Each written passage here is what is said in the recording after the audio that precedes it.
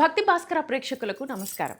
మనం గరుడ పురాణం సిరీస్లో భాగంగా పార్ట్ 4లో ఈరోజు మనం గరుడ పురాణానికి సంబంధించి మనిషి అంతిమ యాత్ర ఎలా జరుగుతుంది, దీనికి సంబంధించి గరుడ పురాణం ఏం చెప్తుంది, బ్రతికున్న వాళ్ళు చనిపోయిన వ్యక్తికి ఎలాంటి కార్యాలు చేయాలి అనే విషయాల్ని తెలుసుకుందాం. మనతో పాటు ప్రముఖ ఆధ్యాత్మికవేత్త, వాస్తు శాస్త్ర నిపుణులు మాడుగుల శివప్రసాద్ గురూజీ గారు ఉన్నారు. వారిని అడిగి తెలుసుకుందాం. గురూజీ నమస్తే. ఆశీర్వచనం తల్లి. గురూజీ, గరుడ పురాణం ప్రకారం మనిషి అంతిమ యాత్ర అనేది బతుకున్నంత కాలం ఒక ఎత్తు అయితే, మనిషి చనిపోయిన తర్వాత వచ్చే చుట్టుపక్కల వాళ్ళు చూసే వైరాగ్యం ఒకటైతే, వీళ్ళు కరెక్ట్గా అంటే కీర్తిశేషులు అన్నా కూడా స్వర్గస్థులు అయ్యారు అనే పదాన్ని మాత్రం ఖచ్చితంగా వాడతారు. ఈ గరుడ పురాణం ప్రకారం అంతిమ యాత్ర అనేది ఎలా జరుగుతుంది, ఆ చనిపోయిన వ్యక్తికి ఎలాంటి కార్యాలు చేయాలి? శ్రీ మహాగణాధిపతయే నమః. ఐం మహాసరస్వత్యే నమః. శ్రీ లలితాంబికాదేవియే నమః. గరుడ పురాణ ప్రకారముగా మనిషి శివైక్యము చెందిన తర్వాత, అంటే చనిపోయిన తర్వాత చాలా చెప్తున్నా, మన స్వర్గస్థులైనారు, అవును, కైవల్యం చెందారు, చనిపోయినారు, ఇవన్నీ పదాలు వాడతాం. అంటే జీవి వెళ్ళిపోయింది ఇంకా అనేటువంటిది చెప్తాం. నిన్నటిదాకా మనతో పాటే తిరిగాడు, ఇప్పుడు క్షణం ముందు కూడా పలకరించాడు అనేటువంటిది ఉంటుంది. ఇక్కడ గరుడ పురాణంలో ఏం చెబుతుంది అంటే, ప్రతి వాళ్లకు కూడా చాలా అనేక రకాల లోపల బాధ అనేది అనిపిస్తుంది వింటేనే. చనిపోవటం అనేటువంటిది, ప్రాణం అనేటువంటిది నాభిలో నుంచి ప్రయాణమై నవరంధ్రాలలో ఏదో ఒక రూపకముగా బయటికి పోతుంది. అంటే అప్పుడే అర్థమవుతుంది, పోతున్నాను నేను, ఇంకా ఏదో జరగబోతుంది అనేటువంటిది ప్రతి మనిషికి తెలుస్తుంది సూచనప్రాయంగా. కానీ అది చెప్పే లోపలే దాని పాటికి అది వెళ్ళిపోతుంది, భగవంతుడు తీసేస్తాడు. తీసేసిన తర్వాత 1 గంట వరకు వాడికి ఏమి తెలియదు, నేను ఏమిటి తీసేసినారా లేదు ఏం తెలియదు ఆత్మకు. అలా నిలబడిపోతుంది. ఒక 40 నిమిషాల పాటు బయటకు వచ్చిన తర్వాత ఆ శరీరములో నుంచి బయటికి వస్తుంది. బయటికి వచ్చిన తర్వాత బయటికి రాగానే ఒక 40 నిమిషాలు 45 నిమిషాల పాటు ఏం తెలియదు, అగమ్య గోచరంగా ఉంటుంది.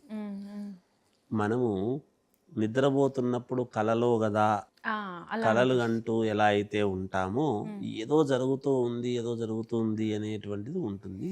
కళ ఎప్పుడైతే మనకు మెలకువ అనేది వచ్చిన తర్వాత, కళ అనేది ఎప్పుడైతే పోతుందో, అట్లాగే అక్కడ మన పూర్వీకులు పోయినటువంటి వాళ్ళు, ముందు పోయినటువంటి వాళ్ళు అక్కడ కనపడతారు ఇతనికి.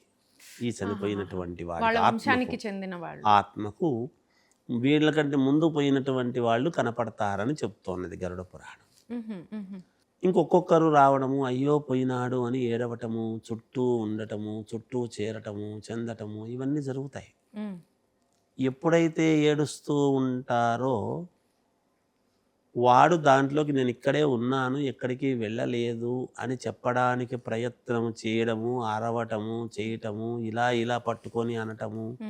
మనకు కొన్ని సినిమాల్లో చూపిస్తారు, పక్క నుండి ఇట్లంటే ఏం పలక్కపోవటము, చేయటము. ఇవన్నీ వాళ్ళు సినిమాలు తీసిన వాళ్ళు కూడా ఇవన్నీ చూసే తీశారు. అవన్నీ ఊరికే తప్పుగా ఏం తివ్వలేదు అని దాంట్లోకి పోవాలా అనేటువంటి ప్రయత్నాలు చేస్తారు. మళ్ళీ అక్కడ పడుకొని లేస్తే వాళ్ళందరూ కనుక్కుంటారు కదా అనే ఉద్దేశంలో అందులో పడుకోవడానికి చేయడానికని చూస్తారు.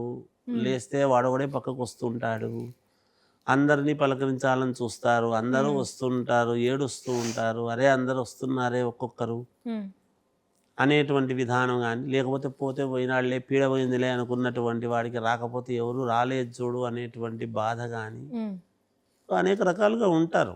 అలాంటి ఇబ్బందులన్నీ కూడా చూస్తూ నిలబడిపోతాడు. స్థూల శరీరం, మామూలుగా స్థూల శరీరం పోయింది, సూక్ష్మ శరీరంతో పక్కన నిలబడి ఉంటాడు. అలా ఒక రోజు, 2వ రోజు అయ్యేటప్పటికీ మనిషిని ఎవరో ఒకరు, కొంతమంది అక్కడ ఏడుస్తూ ఉంటారు. ఎవ్వరూ ఉండకుండా శరీరము దగ్గర ఎవరు అట్లా పక్కకు పోరు. ఎప్పుడు కూడా ఒక్క ఎందు ఒక్క ఒక్క బాడీని అలా వదిలేరు కదా, ఒక్కటి ఎవరో ఒకరు ఉంటారు. శరీరం అక్కడ మామూలుగా ఆ శవాన్ని మాత్రమే అలా వదిలిపెట్టేసి ఎవరు పోరు పక్కకు. అవును.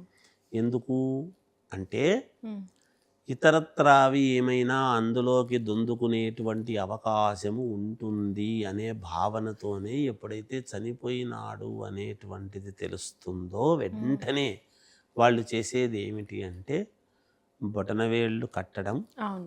అవును. ఆ శరీరాన్ని బంధన అనేది చేస్తారు.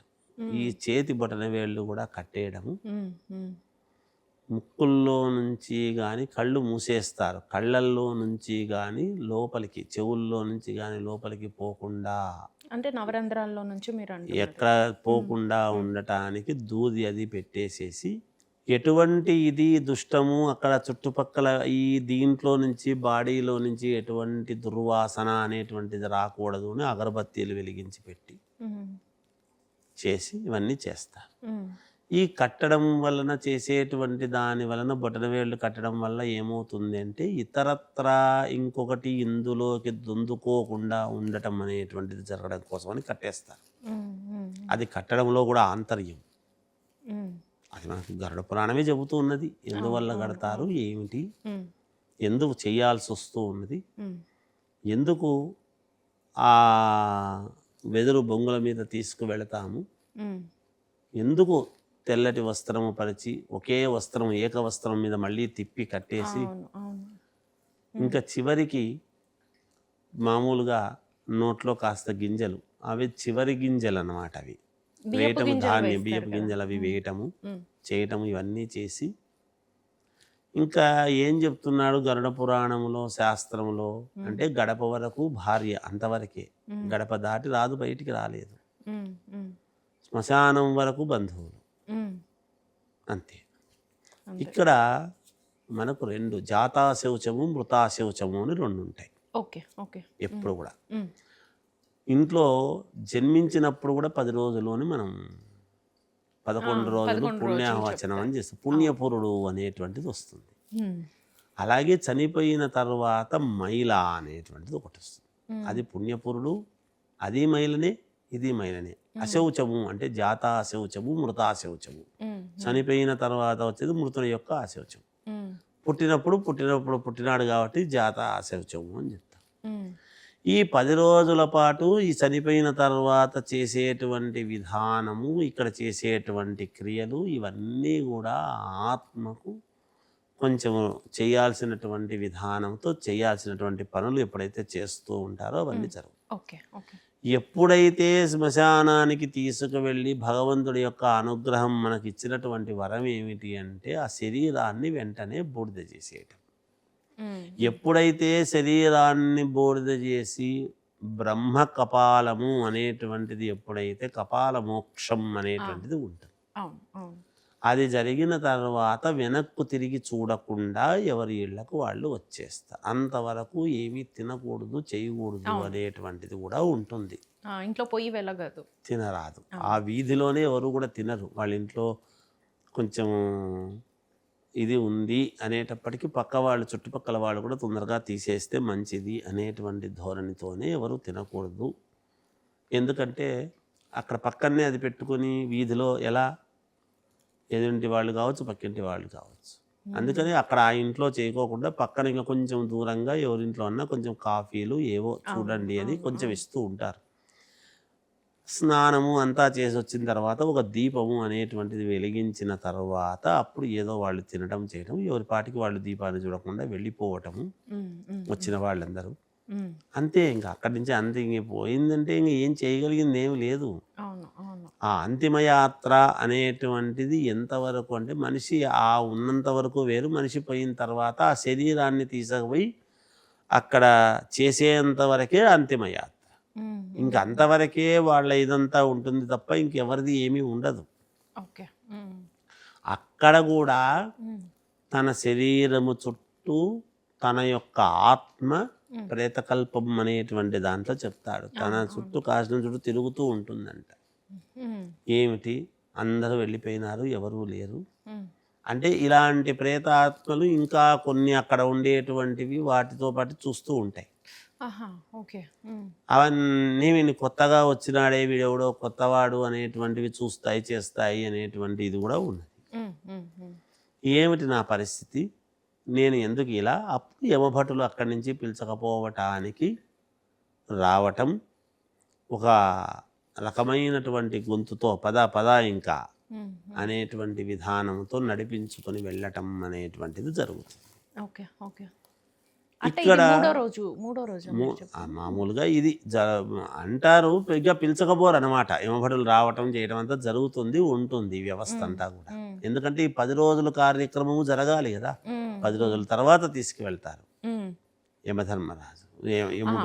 వీళ్ళు అందుకే భటులు 11 రోజని పెట్టారు. 11వ రోజు అని. ఓకే. ఓకే. ఈ 11 రోజుల పాటు చేసేటువంటి కార్యక్రమము, అందుకనే చూడండి, ఎవరైనా ఒకవేళ భర్త చనిపోయిన తర్వాత 10 రోజుల లోపల, చనిపోక ముందు చనిపోవడమే కాదు, ఈ 10 రోజుల లోపల 10వ రోజు లోపల గనక భార్య కూడా చనిపోయిందంటే ఆమె కూడా సుమంగళిగానే చనిపోయిందని చెప్తారు. ఆహాహాహా! ఓకే. ఓకే. ఒకవేళ ఎవరైనా అలా జరిగినవి కొన్ని సన్నివేశాలు అవును. ఉన్నాయి, ఉన్నాయి. ఉన్నాయి. ఉన్నాయి. కొన్ని విన్నాం, హ్మ్. మేము చూసాము కూడా అట్లా. హ్మ్. ఆమె భర్తతో పాటు ఆమె కూడా పోయిందంటే, పోయిన 10వ రోజు 10 రోజులు 9 రోజులు ఉంది కదా, భర్త పోయినాక పోయింది కదా అంటే, కాదు, ఇంకా అక్కడ జరగవలసినటువంటి తతంగమంతా జరగలేదు కాబట్టి అక్కడే ఉంటుంది కాబట్టి హ్మ్. ఆమె సుమంగళిగా ఉన్నట్టే లెక్క అని. హ్మ్. హ్మ్. హ్మ్. ఓకే.